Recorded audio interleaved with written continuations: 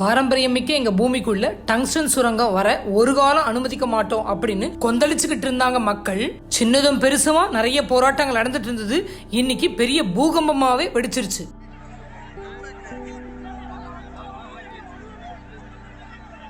நூறுக்கும் மேற்பட்ட கிராமத்தை சேர்ந்த விவசாயிகள் கண்டன பேரணிக்காக மதுரைக்கு செவ்வாய்க்கிழமை வந்தாங்க. எல்லையிலேயே அவங்கள தடுத்து நிறுத்திச்சு போலீஸ்.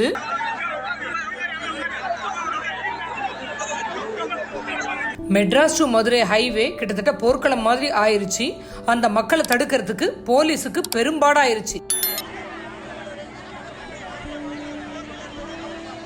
அரிட்டாப்பட்டி அதனை சுற்றி இருக்கிற கிராமங்கள்ல ஏன் டங்ஸ்டன் சுரங்கம் வரக்கூடாது அப்படின்னு இந்த மக்கள் சொல்றாங்க. போன எபிசோடனுடைய தொடர்ச்சியை தான் இப்ப நாம இங்க பார்க்க போறோம்.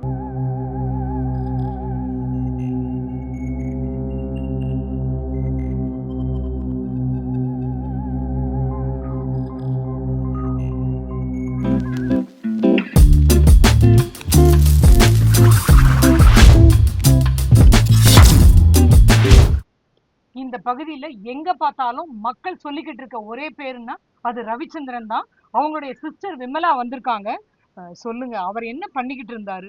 இந்த ஊர்ல உள்ள இயற்கையை நம்ம காப்பாற்றுவோம், நம்ம மக்களையும் காப்பாற்றுவோம் அப்படின்னு பல்லுயிர் தலம்னு சொல்லிட்டு இந்த மலை 2000 ஆண்டுகளுக்கு முன்னாடி பழமை வாய்ந்த கோயில்கள்லாம் இருக்கு, கல்வெட்டுகள்லாம் இருக்கு. இந்த கல்வெட்டு, இந்த கம்மாய், இந்த ஏரி, இங்க இருக்க மக்கள், இந்த மண், இந்த மலை எல்லாத்தையுமே காப்பாத்தி நம்ம கொண்டு வரணும் அப்படின்னு அந்த 10 வயசுல இருந்தே கொஞ்சம் கொஞ்சமா அதுலயே முழுமையா அவனுடைய வாழ்க்கையே தியாகம் பண்ணிட்டான். இப்ப கடைசியில அவன் இல்ல. இப்ப இறந்து ஒரு 3 மாச காலம் தான் ஆகுது. அவர் உங்களை விட்டு போகும்போது அவருக்கு என்னங்க வயசு? அவரு 10 வயசுல இருந்து இந்த இயற்கையை ஆய்வு பண்ணிட்டு இருந்தான். இந்த இயற்கையோட வாழ்ந்துட்டு இருந்தான். அவன் இறக்கையில பாத்தீங்கன்னா ஒரு 43 வயசு இருக்கும். 43 வயசுல அவன் நம்ம ரொம்ப கடுமையா போராடி இந்த மாதிரி எல்லாம் அந்த பிஆர்பி கிரானைட் வந்துச்சு, கிரானைட்டோட போராடி இது ஒரு 2 வருஷத்துக்கு முன்னாடி 2 வருஷம் 3 வருஷத்துக்கு முன்னாடியே இங்கே டங்ஸ்டன் அந்த பிரச்சனைக்கு அது ஆய்வு எடுத்து வந்திருக்காங்க. அவங்க கூட சேர்ந்து மாமா அவங்கெல்லாம் நிறைய பேர், இன்னும் பசங்க லேடிஸ் எல்லாம் சேர்ந்து மலையில விரட்டி இந்த மாதிரி இந்த முழுமையா இதுக்கே போராடுன்னு ஒரு கல்யாணம் பண்ணி, அந்த கல்யாணம் சரியான வாழ்க்கை இல்லாம நீ மலைக்கு தியாகம் பண்ணிக்கிட்டு இருக்க, நீ ஊருக்கு சேவை பண்ணிட்டு இருக்க, அதனால என்னால உன்னை கூட வாழ முடியாது அப்படின்னு சொன்ன ஒரு காரணத்தால அவர் அப்படியே அதை மனசுக்குள்ள நமக்கு வாழ்க்கையே இல்லை, நம்மளோட இயற்கையை மட்டும் நம்ம பாதுகாப்போம், இயற்கையும் கை வைக்க வராங்க அப்படின்னு சொல்லிட்டு அவர் அதே நினைச்சு ரொம்ப உடல்நிலை சரியில்லாம காரணத்தால அவர் இறந்து போனாரு. நாங்கெல்லாம் இருக்கோம்க்கா, நாங்க உங்களை பாத்துக்கிறோம், தம்பி போனா என்ன, நாங்க உங்க தம்பி கூட செயல்பட்டவங்க தான், நாங்க இந்த இயற்கையாக எல்லாரும் சேர்ந்து போராடுவோம் அப்படின்னு சொல்லி எல்லா பேருமே, எல்லா மக்களும், இந்த ஊர் மக்களும் சரி, வெளியில உள்ளவங்களும் சரி, எல்லாரும் எங்களுக்காக குரல் கொடுத்து நியாயத்துக்காக எல்லாருமே போராடுறாங்க. நாம இங்க அரிட்டாப்பட்டியில் இருக்கக்கூடிய சமணர் படுகைக்கு போறோம். இங்க இருக்கிற நம்ம சமணர் படுகை இங்க தமிழி கல்வெட்டு இருக்குது. மகாவீரனுடைய சிற்பம் இந்த பகுதியில் இருக்குது. வட்டெழுத்து கல்வெட்டும் தமிழ் கல்வெட்டுகளும் இந்த பகுதியில் இருக்குது. நம்ம பார்க்கலாம். இது தமிழ்நாடு தொல்லியல் துறையால பாதுகாக்கப்பட்ட நினைவு சின்னமாக அறிவிக்கப்பட்ட பகுதி.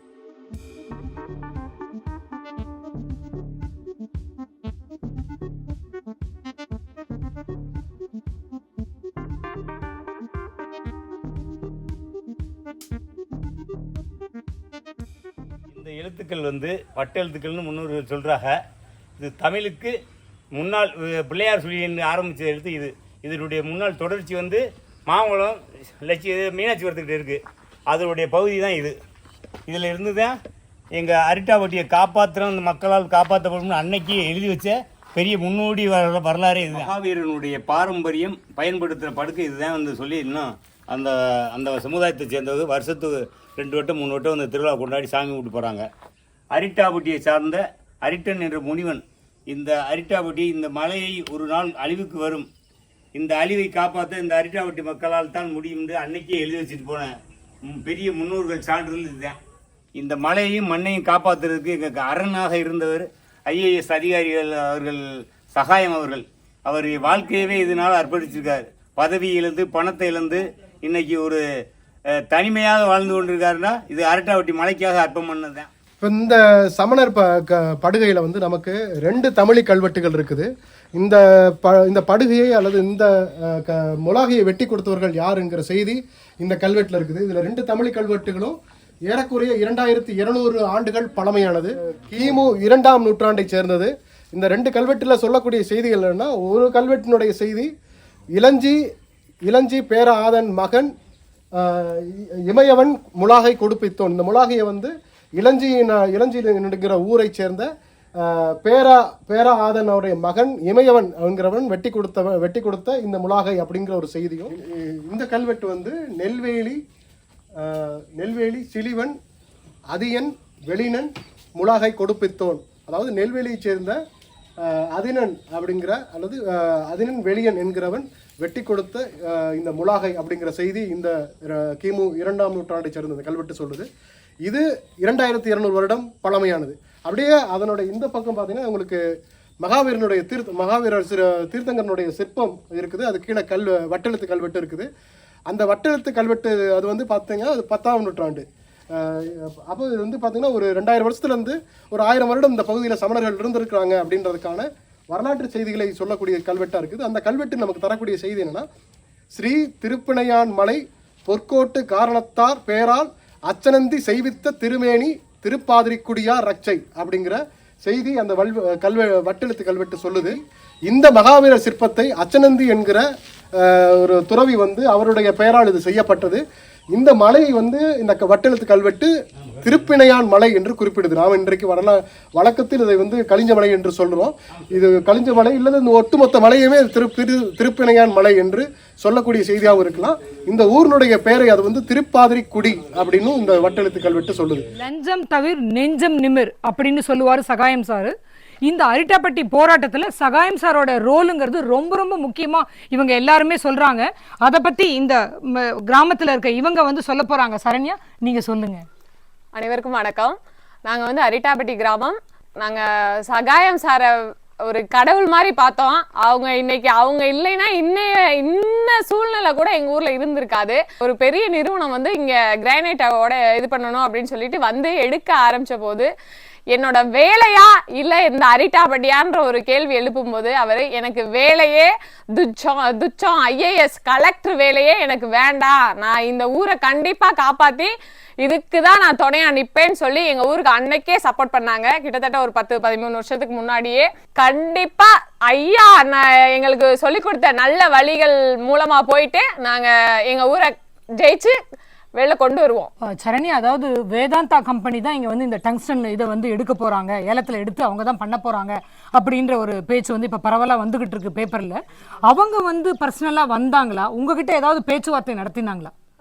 அதாவது அவங்க வந்து உள்ள ஊருக்குள்ள வந்து ஆய்வு பண்ணினது எல்லாமே எல்லா இடத்துலையும் பரவலா சில வயசானவங்க பார்த்துருக்காங்க, சில இடத்துல பசங்க பார்த்துருக்காங்க. நீங்க யாரு, எதுக்காக வந்திருக்கீங்க, என்னன்னு கேட்கும்போது இல்லை நாங்கள் சும்மா மண்ணை டெஸ்ட் பண்றோம், இல்லை மலையை டெஸ்ட் பண்றோம், அந்த மாதிரி தான் எங்களுக்கு தகவல் கிடைச்சதே தவிர இவங்க டங்ஸ்டன் தான் எடுக்க வந்திருக்காங்க இல்லை அதை தான் ஆய்வு பண்ண வந்திருக்காங்கன்னு நேரடியா யாருமே எங்களுக்கு தகவல் சொல்லவே கிடையாது.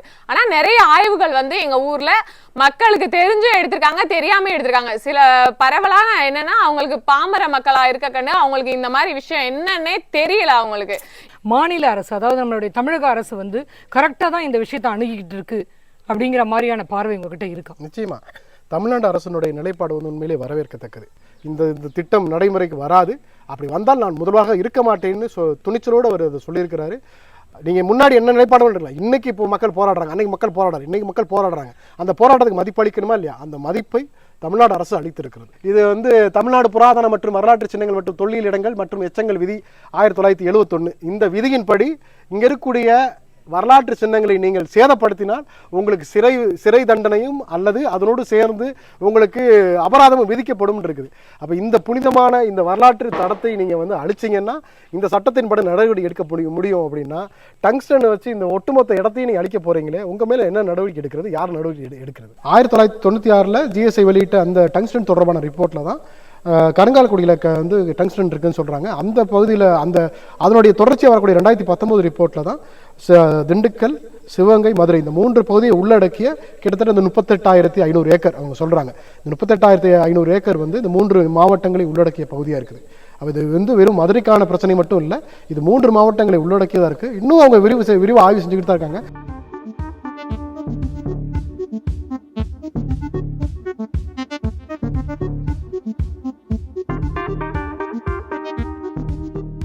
நேற்று நம்ம அரிட்டாப்பட்டியில் வந்து நம்ம அங்கே இருக்கக்கூடிய கண்மாய்க்கு போயிருந்தோம், தொன்மையான கண்மாய்க்கு, சமணர் படுகை போயிருந்தோம்.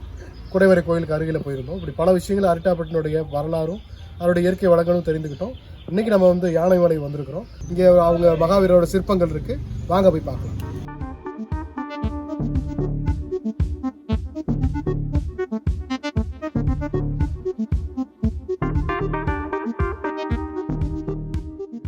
இப்போ நம்ம யானைமலைக்கு வந்திருக்கிறோம். யானைமலையில் இருக்கக்கூடிய ஒரு சமணர் படுகைக்கு வந்திருக்கிறோம். இங்கேயும் வந்து வட்டெழுத்து கல்வெட்டு இருக்கு, மகாவீரோட சிற்பங்கள் இருக்குது. அதை குறித்து வந்து திரு ரவிச்சந்திரன் அவர்கள்ட்ட வந்து நம்ம கேட்டுக்கலாம். ஐயா வந்து இந்த மலைக்காக பல விஷயங்கள் செய்திருக்கிறாரு. தமிழ்நாடு தொல்லியல் துறை வந்து அவரை வந்து இந்த இடத்தினுடைய பாதுகாவலர் நியமிச்சிருக்கிறாங்க. அவர்கிட்ட இருந்து இந்த தளத்தினுடைய சிறப்புகளை நம்ம கேட்டு தெரிஞ்சுக்கலாம். வணக்கம் மேடம். தமிழ்நாடு அரசு தொல்லியல் துறையில பாதுகாவலராக பணியாற்றுறேன் ஒரு 10 வருஷமா. இது சமணர் குகை, யானைமலை. இன்னும் சொல்லப்போனால் வரலாற்று சிறப்புமிக்க யானைமலையில் இந்த ஒரு இடம் சமணர் குகை. மேலே சமணர் கற்படுக்கைகள் இருக்குது. அது 2ஆம் நூற்றாண்டு. இது வந்து 9, 10ஆம் நூற்றாண்டு சமண துறவிகள் ஒரு காலகட்டத்தில் இந்த இடத்துல சமணர் பள்ளி இருந்திருக்கு. இதில் வந்து பூரா சமண தீர்த்தங்கரர்கள். இவங்க ஆதிநாதர் முதல் மகாவீரர் வரைக்கும் 24 தீர்த்தங்கரர்கள். இதுக்கு மேலே வந்து 2 பக்கமும் வாய் பிளந்த மணிக்கு பாம்பு தெரியுதா? அதில் 2வது சிற்பத்தில் இங்கிட்டும் வாயை திறந்த மணிக்கு இருக்கும், அந்த பக்கமும். அதுக்கு மேலே வந்து ஒரு தண்டத்தை தூக்குன மணிக்கு ஒருத்தர் இருக்காரா. அதுக்கப்புறம் இங்கே பறவையெல்லாம் இருந்த மாதிரி இருக்கும். இது வந்து யாழி, இந்த கீழே இருக்குல்ல சின்னது, இது வந்து யாழி. இந்த வட்டெழுத்து கல்வெட்டுகள் என்ன சொல்லுதுன்னா, அச்சநந்தி செய்வித்த திருமேனியை நரசிங்கமங்கலத்து ஊர் சபையோர் பாதுகாத்ததாக வட்டெழுத்து கல்வெட்டுல தெரிவிக்கிறதாக சொல்றாங்க. மேல வந்து சமணர் கற்படுக்கைகள் இருக்கு. இதுக்கு மேல வந்து அவங்க மருந்து அரைச்ச பயன்படுத்தின ஒரு கல்வம் இருக்கு, கல்வம் சொல்லுவோம், கல்வம் இருக்கு. இந்த பக்கத்துல ஒரு மகாவீரர் சிலை இருக்கு.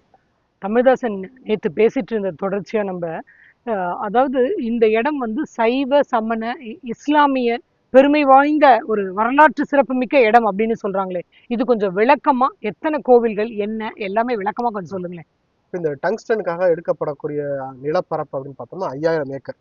இந்த 5000 ஏக்கருக்குள்ளதான் நமக்கு என்னென்ன ஊர் வருதுன்னா, வல்லாளப்பட்டிங்கிற பேரூராட்சி வருது. வல்லாளப்பட்டி பேரூராட்சிக்குள்ள வல்லாளப்பட்டி கிராமம், செட்டியார்பட்டி, கூலாணிப்பட்டி, அதுக்கப்புறம் அரிட்டாப்பட்டி ஊராட்சி. அரிட்டாப்பட்டி ஊராட்சிக்குள்ள அரிட்டாப்பட்டி கிராமம், பட்டி, முத்துராமலிங்க நகர், இப்படின்னு பல ஊர்கள் அதுக்குள்ள இருக்குது. அது போக வந்து எட்டிமங்கலம்ங்கிற ஊராட்சிக்குள்ள நமக்கு வந்து வீரபுத்திரன்பட்டி இருக்குது. அது சென்னகரம்பட்டி ஊராட்சிக்கும் உட்பட்டதான் அது வருது. அதே மாதிரி இதெல்லாம் குடியிருப்பு பகுதிகள். இந்த 5000 ஏக்கர், இந்த 5000 ஏக்கர்ல இருக்கக்கூடிய இந்த குடியிருப்பு பகுதிகள் போக நமக்கு வந்து கூலாணிப்பட்டியும் பேரூராட்சியில வருது, வல்லாளப்பட்டி பேரூராட்சி வருது. இந்த 5000 ஏக்கர் குடியிருப்பு பகுதிகள் போக வந்து கிடாரிப்பட்டியில் இருக்கக்கூடிய தரிசு நிலங்களும் விவசாய நிலங்களும் இந்த 5000 ஏக்கருக்குள்ள வருது. அதே மாதிரி வந்து தெற்கு தெருவில் இருக்கக்கூடிய தரிசு நிலங்களும் விவசாய நிலங்களும் இந்த 5000 ஏக்கருக்குள்ள வருது. இப்போ இந்த 5000 ஏக்கருக்குள்ள இந்த குடியிருப்பு மக்கள் அடர்த்திய வாழக்கூடிய இந்த குடியிருப்புகள் போக 3 இடங்கள் பாதுகாக்கப்பட்ட இடங்களா வந்து அறிவிக்கப்பட்டிருக்குது. அதுல வந்து இந்த நம்ம பாதுகாக்கப்பட்ட வனப்பகுதி, ரிசர்வ் ஃபாரஸ்ட் அப்படின்னு சொல்லக்கூடிய பெருமாள் மலை, அதை நீங்க அந்த ஊர்ல கேட்டீங்கன்னா முன்னமலை ஆண்டை சாமியினுடைய மலையை அதை சொல்லுவாங்க. அது முன்னமலைன்னு வழக்கு பேர் இருக்குது. அரசு ஆவணங்கள்ல பெருமாள் மலை. அது பெருமாள் மலை என்பது அது வந்து ஒரு பாதுகாக்கப்பட்ட வனப்பகுதி. அந்த பாதுகாக்கப்பட்ட வனப்பகுதியினுடைய மேற்கு பகுதி முழுக்கவே இந்த 5000 ஏக்கருக்குள்ள வந்துடுது.